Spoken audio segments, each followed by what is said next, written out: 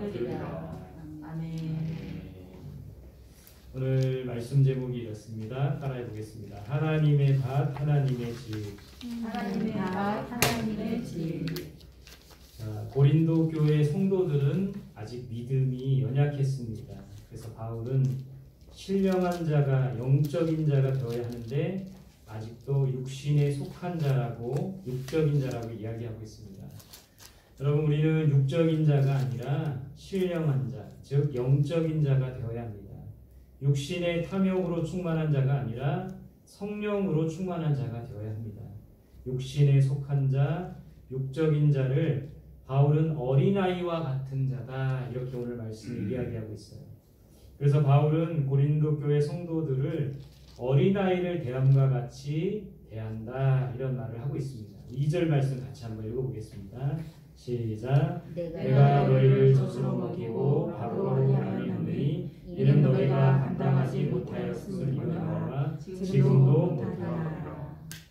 자, 이 고린도 교회 성도들을 향해서 바울은 젖으로 먹이고 너희를 밥으로 아니하였노니, 우리는 젖먹이 어린아이가 돼서는 안 된다는 거예요.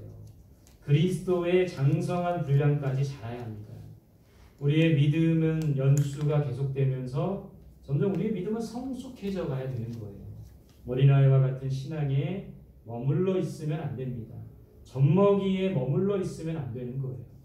그러니까 우리는 돌봄이 필요한 자가 아니라 누군가를 돌볼 수 있는 자가 되어야 합니다.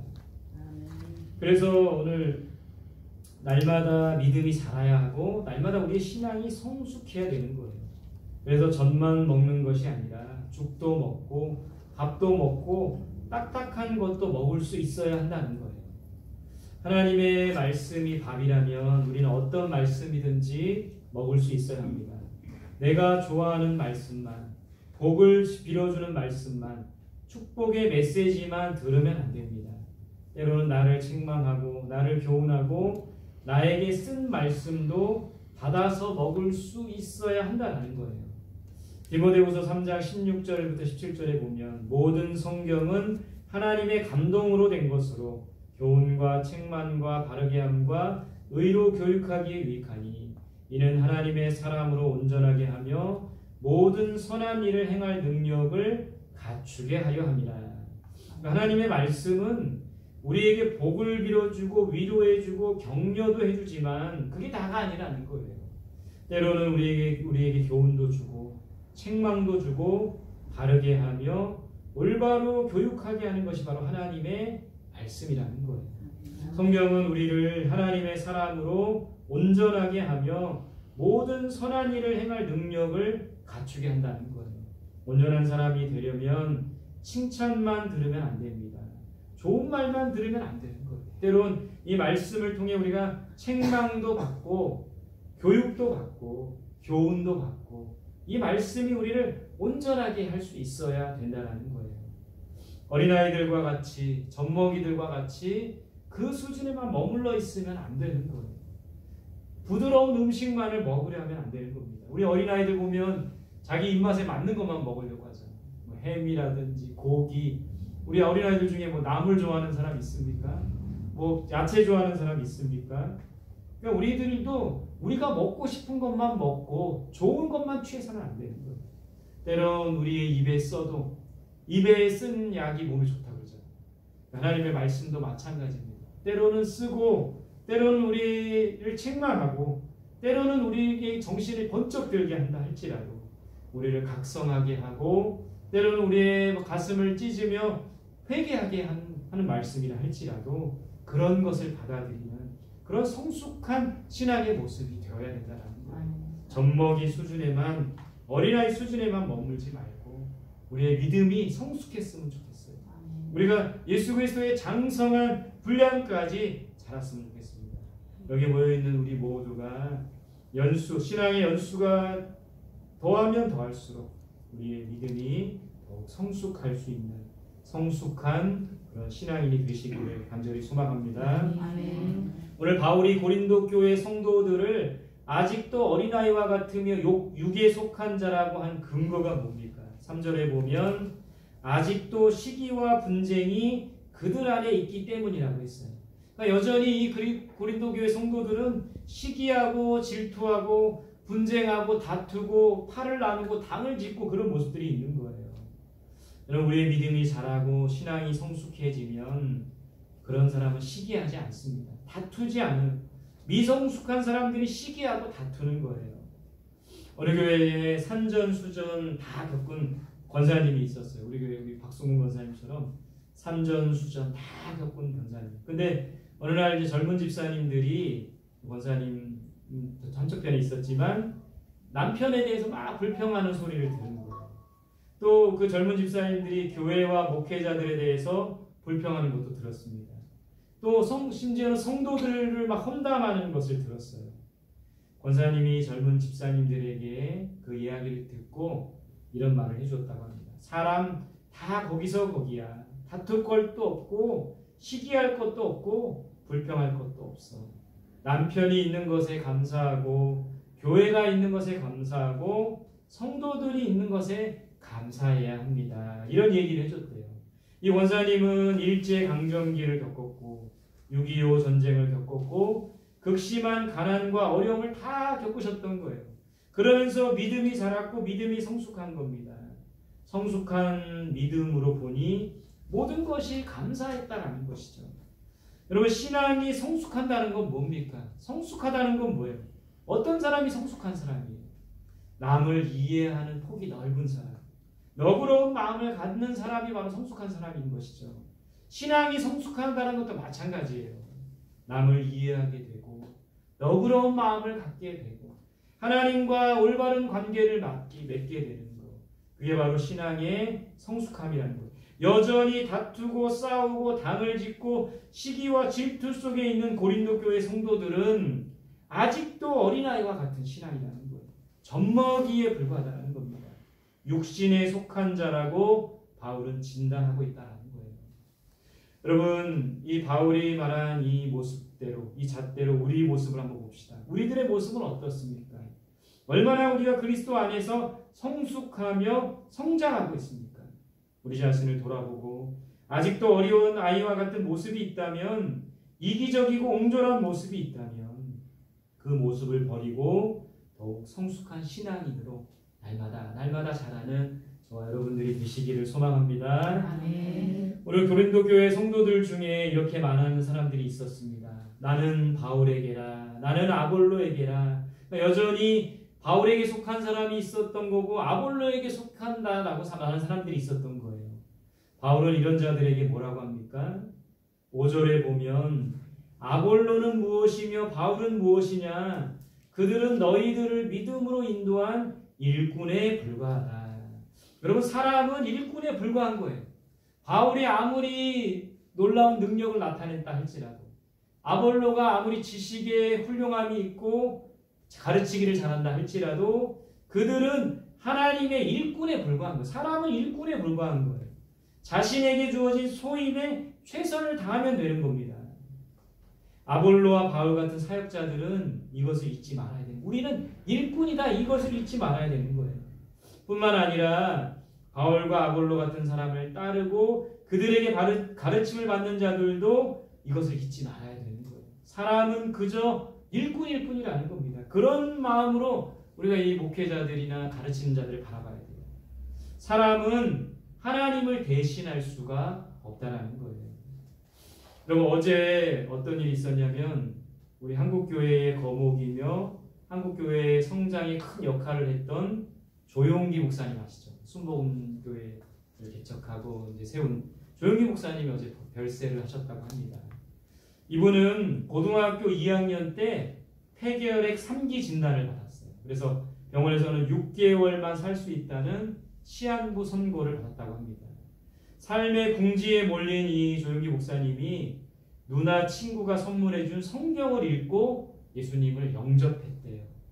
그리고 부산역에서 있었던 천막 부흥에 참석하여 그곳에서 하나님을 만나게 되었다고 합니다.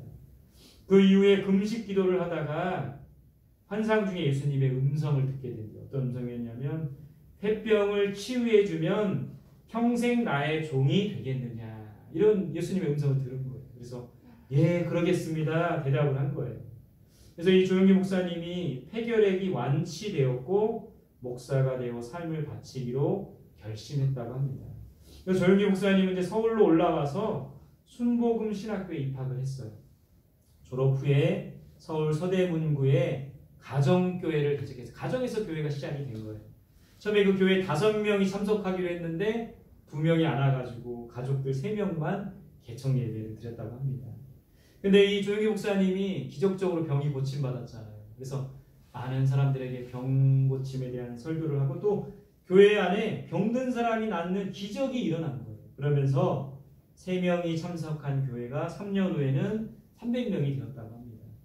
여의도 순복음교회는 계속 지속적으로 성장을 했어요. 그래서 1968년에는 8,000명을 돌파하고 1979, 약 10년 후에 1979년에는 10만 명이 되고 81년에는 20만 명, 84년에는 40만 명, 89년에는 50만 명, 92년에는 70만 명의 성도가 돼요. 급속도로 이렇게 성장을 한 거예요. 그래서 단일 교회로는 가장 많은 성도가 있는 교회로 기네스북에도 등재를 했대요. 이렇게 크게 쓰임받았던 조용기 목사님도 말년을 아쉽게 보냈다고 합니다. 2008년 5월 교회 투표를 거쳐서 이영훈 목사에게 담임 목사직을 이양했어요. 교회 세습은 하지 않았다는 것에 있어서는 굉장히 잘한 일이라는 생각이 듭니다. 그런데 이제 은퇴하신 후에 자녀들의 어떤 비리 문제가 터진 거예요. 또 조용기 목사님의 재산을 둘러싼 수많은 논란을 낳았고 아직도 해결되지 못한 것들이 많이 있다고 합니다. 그래서 어떤 사람들은 그는 말년에 배교했다. 하나님을 저버렸다. 그는 천국에 들어가지 못했을 것이다 라고 말하는 사람들도 있더라고요. 그러나 우리가 그분에 대해서 사람에 대해서 우리가 어떻게 평가하며 단정할 수가 있겠습니까? 하나님만이 그분을 평가하실 수가 있다는 거예요. 대단한 업적과 대단한 부흥과 교회 성장을 이룬 조용기 목사님이었지만 이 순복음교회 교인들에게 있어서는 정말 어떻게 보면 신격화와 같은 그런 인물이었지만 그 역시 하나님의 일꾼일 뿐이라는 거예요. 본인도 본인을 따르는 자들도 이것을 잊으면 안 된다는 것이죠.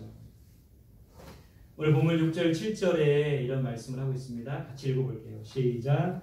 나는 심었고 아볼로는 물을 주었으되 오직 하나님께서 자라나게 하셨나니 그런즉 심는이나 물주니는 아무것도 아니거되 오직 자라게 하시는 이는 하나님뿐이니라. 아멘. 자, 바울은 자신은 심었을 뿐이고 아볼로는 물을 주었을 뿐이라고 합니다. 많은 사람들이 나는 바울에게 속한 자야, 나는 아볼로에게 속한 자야, 나는 게바 베드로에게 속한 자야 라고 떠들며 이야기하고 다녔지만 바울이나 아볼로나 베드로조차도 우리는 심었을 뿐이고 아볼로는 물을 주었을 뿐이고 그것을 자라나게 하시는 분은 하나님이시다라고 고백하고 있다는 거예요. 심는 이나 물 주는 이나 아무것도 아니라고 하고 있는 겁니다. 오직 자라게 하시는 분이 하나님이시라는 것은 햇볕을 주시고 적당한 비를 주셔서 그것들이 자라게 하시는 분은 하나님이시라는 거예요. 우리는 우리의 소임에 최선을 다할 뿐이라는 겁니다. 우리에게 주어진 역할에 최선을 다할 뿐이라는 거예요. 목회자로서의 역할, 성도로서의 역할을 다하면 되는 거예요. 목사로서, 전도사로서, 권사로서, 집사로서, 사모로서, 성도로서 우리에게 주어진 역할에 충실하면 되는 거예요.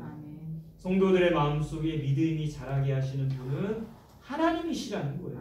교회가 부흥하며 성장하게 하시는 분도 하나님이시라는 거예요.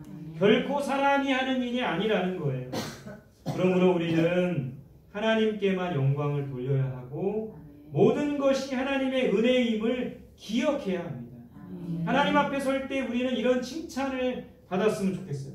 잘했다. 착하고 충성된 종아. 내가 작은 일에도 충성을 다했구나. 우리에게 맡겨진 소임에 최선을 다하고 모든 영광을 하나님께 올려드리는 것. 바로 우리가 이것이 바로 물 주는 사람, 심는 사람의 역할이라는 것. 그것을 잊어버리면 안 된다는 것이죠. 오늘 본문 9절 말씀 우리 같이 봅시다. 9절 시작. 우리는 하나님의 동역자들이요 너희는 하나님의 밭이요 하나님의 집이라. 바울은 계속 이야기하고 있습니다. 우리는 하나님의 동역자들이다. 아멘. 바울이나 아볼로나 게바, 베드로는 하나님을 위해 부름받은 일꾼이며 또 함께하는 동역자들이라고 했어요. 하나님의 일은 나 혼자 하는 것이 아니라 함께하는 겁니다. 함께 동역하는 거예요.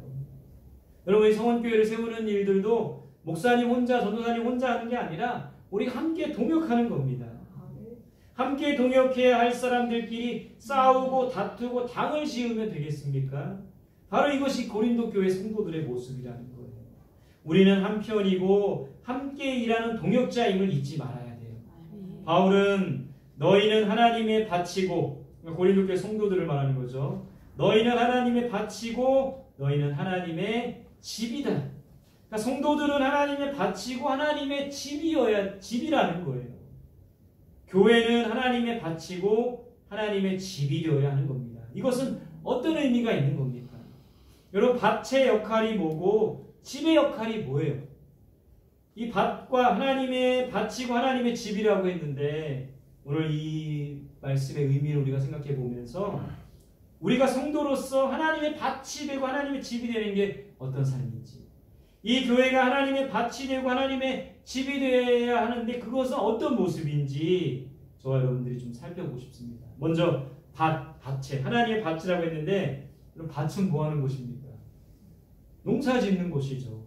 각종 농작물을 심고 그것들이 열매를 맺도록 하는 곳이 밭이에요. 밭이 있는데 농작물을 심고 열매 맺지 않으면 그 밭은 쓸모없는 밭인 거죠. 좋은 밭에서 많은 튼실한 열매들이 맺혀지게 되어 있는 겁니다.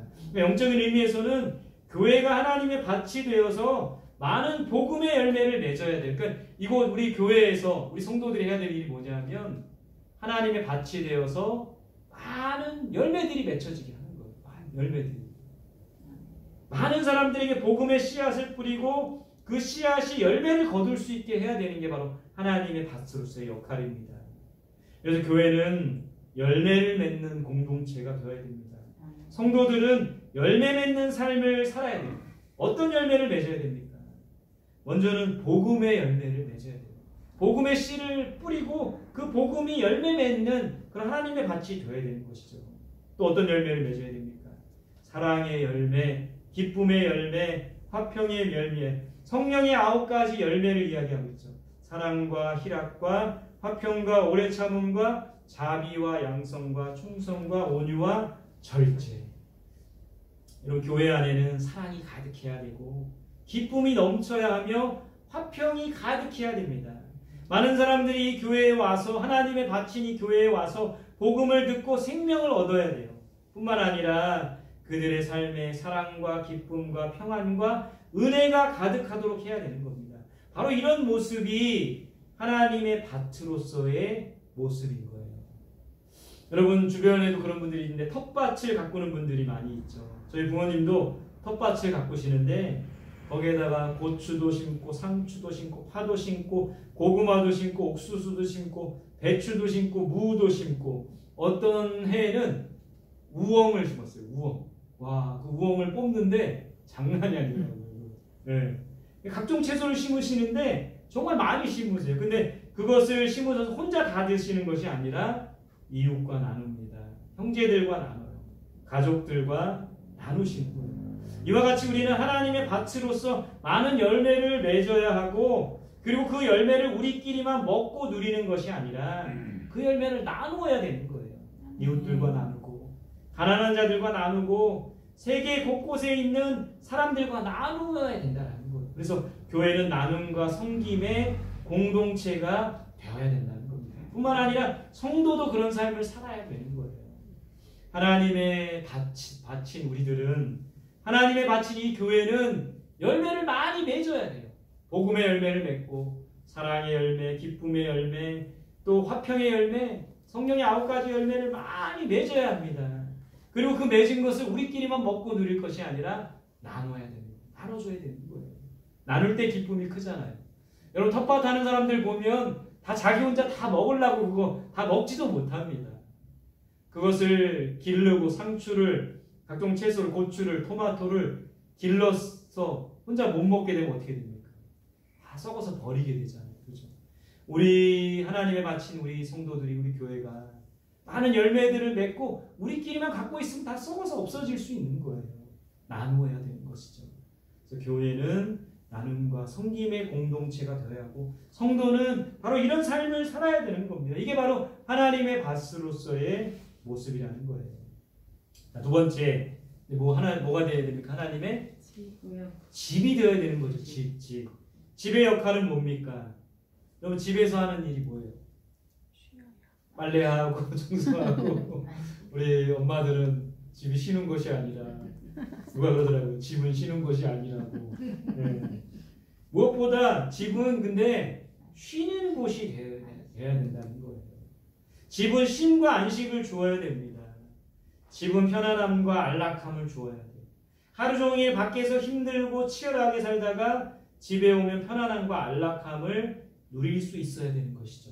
그래서 교회는 하나님의 집으로서 지치고 힘든 사람들에게 쉼과 안식을 주는 곳이 되어야 한다는 거예요. 우리 성도들이 이제 여기 수요 예배 나오시는 분들 이제 말고도 이제 주일날 나오시는 분들 있잖아요, 그렇죠? 얼마나 이제 한 주 동안 피곤하고 지치고 힘들었습니까? 이렇게 와서 쉼을 누리고 그들이 이제 은혜를 먹고 하나님 주신 말씀을 먹고 새 힘을 얻고 돌아가야 되잖아요, 그렇죠? 바로 집은 그런 곳이라는 거예요. 하나님의 집은 바로 그런 곳이 되어야 된다는 것이죠. 교회는 지치고 힘든 사람들에게 쉼과 안식을 주는 곳이 되어야 됩니다. 예수님도 이런 말씀하셨잖아요. 마태복음 11장 28절에 수고하고 무거운 짐진 자들아 다 내게로 오라. 내가 너희를 쉬게 하리라. 예수님의 말씀처럼 이 교회는 쉼과 안식을 주는 곳이 되어야 합니다. 우리 성원교회에 무슨 북카페가 있어요? 모르시나요 아직도? 로뎀나무 북카페가 있죠. 로뎀나무가 어떤 곳이에요? 열왕기상에 보면 엘리야가 850명의 바알과 아세라 선지자들과 대결을 벌입니다. 제단을 만들어 놓고 너희들은 너희 신에게 기도해라. 나는 하나님께 기도하겠다. 어디에 불이 임하나 보자. 엘리야가 기도했던 그 제단에 불이 임합니다. 850명의 이방 선지자를 기존 시내에서 죽였어요. 근데 그 사실을 이제 아주 악한 왕이었던 아합과 이세벨이 알고 아합보다 이세벨이 더 악했어요. 이세벨이 엘리야를 죽이려고 합니다. 엘리야가 도망간 거예요. 로뎀나무 밑에서 쓰러져 있는 거예요. 그때 하나님께서 엘리야를 어루만져 주시고 그에게 떡과 물을 주셨고 다시 일으켜 세우셨어요. 교회는 그런 곳이 되어야 된다는 거예요. 로뎀나무가 되어야 된다는 겁니다. 성도들이 그런 삶을 살아야 된다는 거예요. 우리 주변에 지치고 피곤한 사람들, 낙심한 사람들을 다시 일으켜 세워야 된다는 것이죠. 상처하고 아파하는 사람들, 중독에 빠진 자들을 치유해야 한다는 것이죠. 그럴 의미에서 교회와 성도는 하나님의 집이 되어서 많은 사람들에게 쉼과 안식을 주는 그런 사람이 되어야 됩니다. 여러분 우리 자신 한번 보세요. 정말 누군가에게 쉼과 안식을 주는 사람입니까? 누군가를 더 힘들게 하고 누군가에게 더 스트레스 받게 하고 물론 그 사람이 잘못한 것도 있지만 그런 사람은 아닌가요? 우리 교회와 성도는 하나님의 집이 되어서 많은 사람들이 쉼을 얻고 안식할 수 있는 그런 사람이 되어야 돼. 그런 사람이 되려면 우리의 신앙이 성숙해야 되는 거죠. 많은 사람들을 너그럽게 품을 수 있는 그런 사람이 되어야 되는 거죠. 여러분 여기 주변에 집을 많이 짓잖아요. 그죠? 아파트를 짓고 집을 많이 짓잖아요. 집을 짓는데 뭐가 중요한 겁니까? 기초가 중요한 거예요. 기초가. 터가 중요한 거예요. 터가 막 흔들리는 터에다가 집을 세울 수가 없는 거잖아요. 물렁물렁한 땅에다가 집을 세울 수 없는 거잖아요. 그래서 성경에 보면 모래 위에 집을 짓지 말고 반석 위에 집을 지으라고 하잖아요. 집은 기초가 중요합니다. 어디에 기초를 쌓아야 합니까? 오늘 11절에서는 예수 그리스도께서 기초가 되어야 된다고 말씀하고 있습니다. 예수 그리스도의 터 위에 집을 세우라고 우리에게 가르쳐주고 있다는 거예요. 이 교회는 우리 성도의 삶의 기반은 바로 기초는 예수 그리스도가 되어야 된다는 겁니다. 오늘 바울은 너희는 하나님의 밭이고 하나님의 집이라고 했어요. 우리는 하나님의 밭과 집이 되어야 합니다. 이 땅에 많은 밭이 되어서 하나님의 밭이 되어서 이 땅에 많은 복음의 열매를 맺게 하고 성령의 9가지 열매, 사랑과 희락과 화평과 여러 가지 열매를 맺어서 세상에 나눔과 섬김을 실천하는 공동체가 되어야 되는 거예요. 또 이 교회는, 우리 성도들은 하나님의 집이 되어서 이 땅에 지치고 피곤하고 상처받은 자들에게 쉼과 안식을 주는 그런 우리들이 되어야 된다는 거예요. 그런 의미에서 우리는 하나님의 밭이고 하나님의 집이 되어야 된다는 거예요. 예수 그리스도의 그 기초 위에, 말씀의 기초 위에 든든히 서서 하나님의 집으로서, 하나님의 밭으로서 그렇게 귀하게 쓰임받는 저와 여러분들, 또 성숙한 믿음의 사람 되시기를 간절히 소망합니다. 함께 기도하겠습니다. 오늘 주신 말씀